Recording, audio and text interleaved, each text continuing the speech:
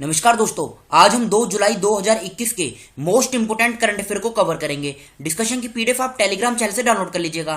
Telegram channel का link description box में आपको नीचे मिल जाएगा। तो चलो अब आज की क्लास स्टार्ट करते हैं, लेकिन उससे पहले ये देखिए, आप इस डिस्कशन में हमने जून 2021 के 190 क्वेश्चनों को कवर किया है और ये क्वेश्चन वन लाइनर फॉर्मेट में कवर किए गए हैं। अगर आपने जून महीने का करंट अफेयर कवर नहीं किया है तो आप इस वीडियो को कवर कर लीजिए, जिससे आपका जून महीने का पूरा इंपॉर्टेंट करंट अफेयर ये आपका कवर हो जाएगा।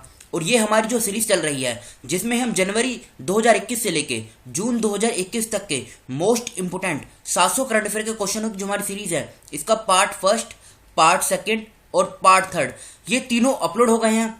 और जून 2021 का जो करंट अफेयर है, इसे आप पार्ट 4 भी कह सकते हैं। इन सभी वीडियो का लिंक आपको डिस्क्रिप्शन बॉक्स में नीचे मिल जाएगा। तो चलो अब आज की क्लास स्टार्ट करते हैं। पहला क्वेश्चन क्या है, हाल ही में यूक्रेन ने किस देश के साथ काला सागर में संयुक्त नौसैनिक अभ्यास नाम क्या है सी ब्रिज 2021 की शुरुआत की है। तो अभी हाल ही में यूक्रेन और अमेरिका इन दोनों ने साथ मिलकर ब्लैक सी में, ब्लैक सी कहां पर है ये देखिए आप, ये है ब्लैक सी, ये इसकी लोकेशन है। यहाँ पर सी ब्रिज 2021 ये जो एक्सरसाइज है इसकी शुरुआत की है। तो सी इस क्वेश्चन का सही आंसर है, अमेरिका। ब्लैक सी की लोकेशन आपने देख ली ना, देखो ये है ब्लैक सी, ये यूरोप में है। एक बार जूम करके देखिए आप, देखो यहाँ पर है ब्लैक सी, ये देखिए। इसके आसपास के देश कौन कौन से हैं ये एग्जाम में पूछे जा सकते हैं। तो इसकी बाउंड्री किन किन देशों के साथ लगती है, ये साउथ में टर्की के साथ, इधर बुल्गारिया, रोमानिया, यूक्रेन के बारे में अभी हम आगे समझेंगे, रशिया और जॉर्जिया। इन 6 देशों के साथ ब्लैक सी की बाउंड्री लगती है। ब्लैक सी को यूक्साइन सी भी बोलते हैं, EUXINE, यूक्साइन सी ये भी कहा जाता है ब्लैक सी को। क्वेश्चन यहाँ से एग्जाम में उठेगा कि क्या ब्लैक सी को यूक्साइन सी भी कहा जाता है। जी हाँ, EUXINE ये पूरा नाम है, यूक्साइन सी भी कहा जाता है ब्लैक सी को। और इन 6 देशों के साथ ब्लैक सी की बाउंड्री शेयर होती है। अब यूक्रेन की लोकेशन देखिए एक बार फिर से, देखो यहाँ पर है यूक्रेन, ये देख रहे हैं आप। ये ऊपर इसकी कैपिटल है, नाम क्या है, क्यू इसकी कैपिटल है। इसकी करेंसी एग्जाम में पूछी जा सकती है। करेंसी क्या है, राइविनिया, H साइलेंट है, HRYVNIA, ये इसकी क्या है, ये इसकी करेंसी है। और ये ईस्टर्न यूरोप में स्थित है। ये नीचे ब्लैक सी है, ये आप देख रहे हैं ना, ये इंपोर्टेंट है न्यूज़। अब बढ़ते हैं अगले क्वेश्चन की तरफ। किस बैंक ने 1 जुलाई 2021 को स्थापना का अपना 66वां दिवस मनाया। तो देखो सेकंड क्वेश्चन का सी आंसर सही है, स्टेट बैंक ऑफ इंडिया यानी भारतीय स्टेट बैंक, इसने 1 जुलाई 2021 को अपना 66वां स्थापना दिवस मनाया। अब इंपोर्टेंट है SBI, इसका जो स्ट्रक्चर है यहाँ से क्वेश्चन एग्जाम में पूछा जाता है, इसलिए इस स्ट्रक्चर को हम समझते हैं। देखो पहले क्या होता था, पहले 3 बैंक हुआ करते थे। कौन कौन से, बैंक ऑफ कैलकाता, इसकी स्थापना कब हुई थी, 1806 में, ये फैक्ट आप याद रखेगा। उसके बाद आता है बैंक ऑफ, कौन सा, बैंक ऑफ बॉम्बे, इसकी स्थापना कब हुई थी, 1840 में। फिर आता है बैंक ऑफ मद्रास, इसकी स्थापना कब हुई, 1843 में। Bank of कैलकाता 1806, bank of Bombay 1840, bank of Madras 1843। आगे चलकर ये तीनों बैंक मर्ज कर दिए गए। फिर क्या निकल के आया, इंपीरियल बैंक ऑफ इंडिया। मतलब आगे चल के जो बैंक बना, इस बैंक का नाम क्या था, इंपीरियल बैंक ऑफ इंडिया। और ये जो इंपीरियल बैंक ऑफ इंडिया है ये कब बना, 1921 में। फिर 1921 से लेके 1955 तक इस बैंक का यही नाम रहा, क्या, इंपीरियल बैंक ऑफ इंडिया। और यही बैंक आगे चलकर SBI जिस नाम से आज जाना जाता है, उस नाम से इस बैंक को जाना जाने लगा। कब, 1 जुलाई 1955 में। ये डेट आप याद रखेगा, 1 जुलाई 1955 में इसकी स्थापना हुई थी स्टेट बैंक ऑफ इंडिया की। अब इसका पूछा जाता है हेडक्वार्टर कहाँ पर है। भारतीय स्टेट बैंक का जो हेडक्वार्टर है ये महाराष्ट्र के मुंबई में है। इसके अगर हम चेयरमैन की बात करें तो चेयरमैन भी इंपॉर्टेंट है, दिनेश कुमार खैर ये इसके चेयरमैन है SBI के। कवच पर्सनल लोन स्कीम ये भी SBI ने शुरू की थी, क्या थी, कवच पर्सनल लोन स्कीम, ये SBI ने स्टार्ट की थी। एक और पहले से ने स्टार्ट की थी, आरोग्यम, AAROGYAM, आरोग्यम लोन इनिशिएटिव, ये दोनों इनिशिएटिव भारतीय स्टेट बैंक ऑफ इंडिया के द्वारा स्टार्ट किए गए थे, मतलब लॉन्च किए गए थे। बढ़ते हैं आगे। अंतर्राष्ट्रीय फल दिवस कब मनाया जाता है? तो अंतर्राष्ट्रीय फल दिवस ये हर साल 30 जून को मनाया जाता है। तो थर्ड क्वेश्चन का डी आंसर सही है, 30 जून।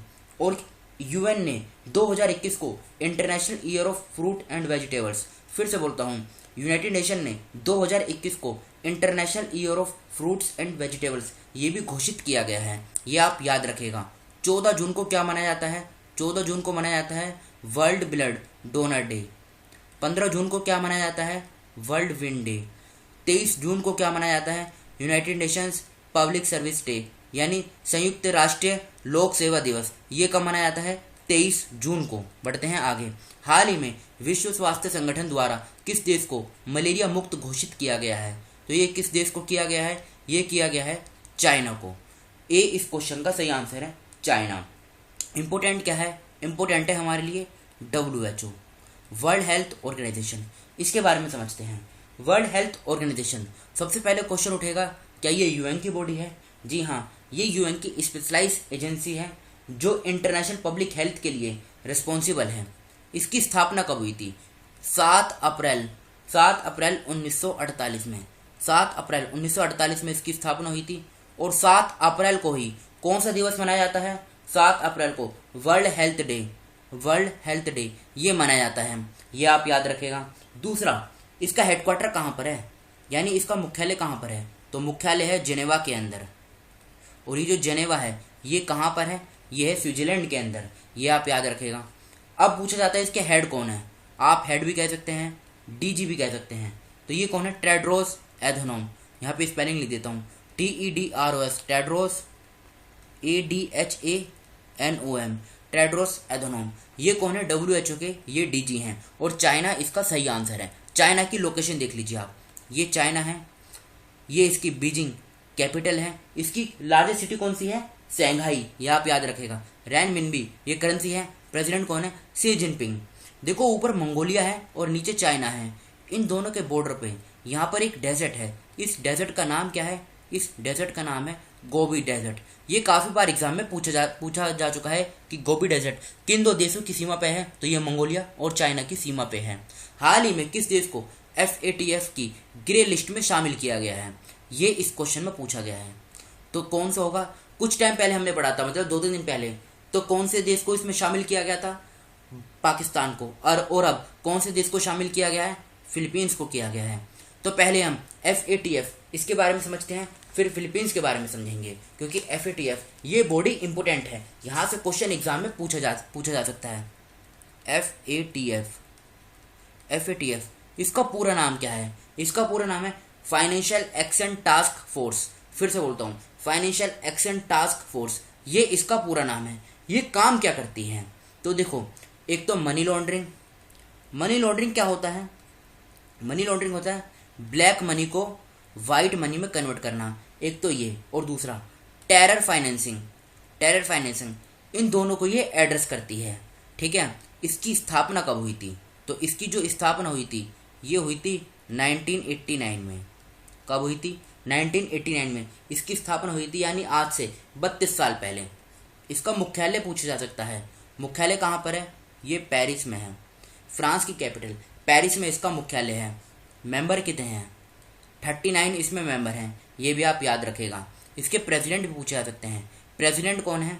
प्रेसिडेंट है Marcus player, MARCUS, Marcus PLEYER, Marcus player. ये कौन है? ये इसके प्रेसिडेंट हैं। ठीक है। अब देखो, आपने G7 के बारे में सुना होगा। G7 यानी ग्रुप ऑफ 7, ये 7 देशों का एक ग्रुप है। इसमें कौन कौन से देश आते हैं? इसमें आता है एक तो अमेरिका, दूसरा कनाडा, तीसरा आता है UK, फ्रांस, जर्मनी, इटली और जापान।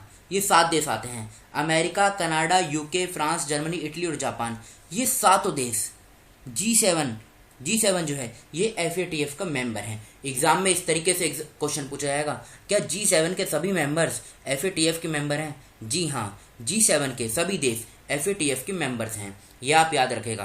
फिलीपींस की बात करें, इसकी आप कैपिटल याद रखेगा। कैपिटल क्या है? मनीला। और मनीला की जो एक जगह है मंडलीयोंग, यहाँ पर एडीबी यानी एशियन डेवलपमेंट बैंक इसका हेडक्वार्टर भी है। इसकी करेंसी भी एग्जाम में पूछी जा सकती है, फिलीपीन पीसो। फिलीपीन पीसो ये इसकी करेंसी है। और यहाँ के प्रेसिडेंट कौन है? प्रेसिडेंट है रोड्रिगो ड्यूटेर्टे।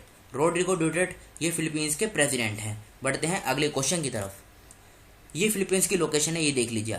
ये इसकी कैपिटल है मनीला, जो एग्जाम में पूछी जाती है। 1 जुलाई 2021 को किसने वायुसेना उप प्रमुख VCOAS के रूप में पदभार ग्रहण किया है? तो आंसर क्या होगा? VR चौधरी। और ये किसकी जगह ली है इन्होंने? HS अरोरा इनकी जगह ली है। बात करें नुक्लूफोम, नुक्लूफोम को विटली अवार्ड 2021 से सम्मानित किया गया था। RK सबरवाल इनका नाम भी चर्चे में है। क्यों? इनको मंगोलिया का जो हाईएस्ट अवार्ड है, नाम क्या है उस अवार्ड का नाम बताइए।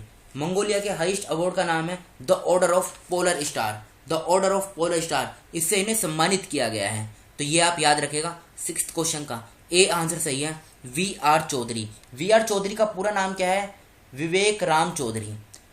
कुंडनकुलम परमाणु ऊर्जा संयंत्र यानी कुंडनकुलम न्यूक्लियर पावर प्लांट, ये खबरों में है। ये किस राज्य में स्थित है?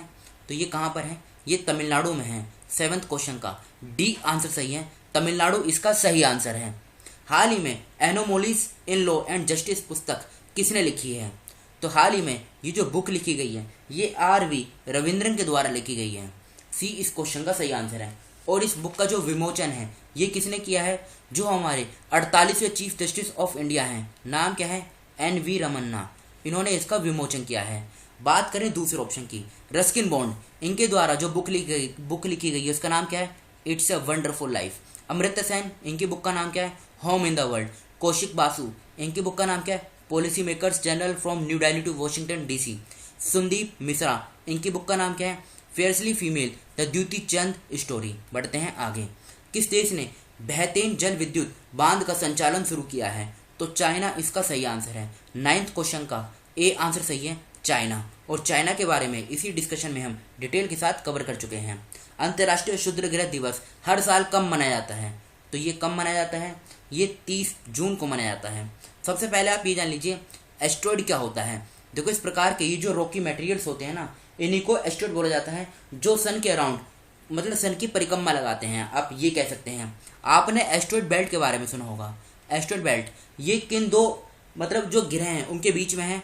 तो मार्स एंड जुपिटर, इन दोनों के बीच में एस्ट्रॉइड बेल्ट देखने को मिलती है, जो काफ़ी बार एग्जाम में पूछी जाती है। तो 10th क्वेश्चन का डी आंसर सही है, 30 जून।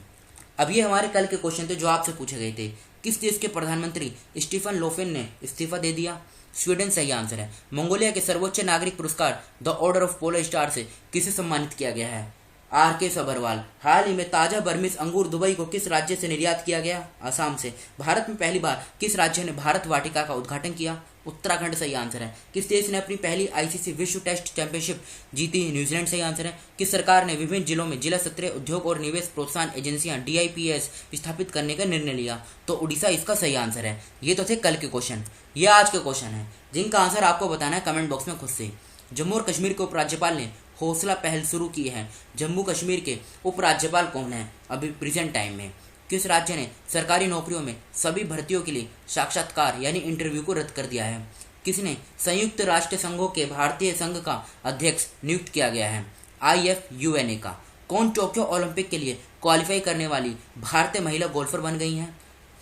फुकुओका पुरस्कार 2021 के 3 प्राप्तकर्ताओं में से किस प्रसिद्ध भारतीय पत्रकार को चुना गया है? हाल ही में मकड़ी की प्रजाति नाम क्या है? ICS तुकारामी को किस राज्य में खोजा गया है? तो इन 6 क्वेश्चनों का आंसर आपको कमेंट बॉक्स में खुद से बताना है। तो फिलहाल इस डिस्कशन को हम यहीं पर रोकते हैं। Thank you.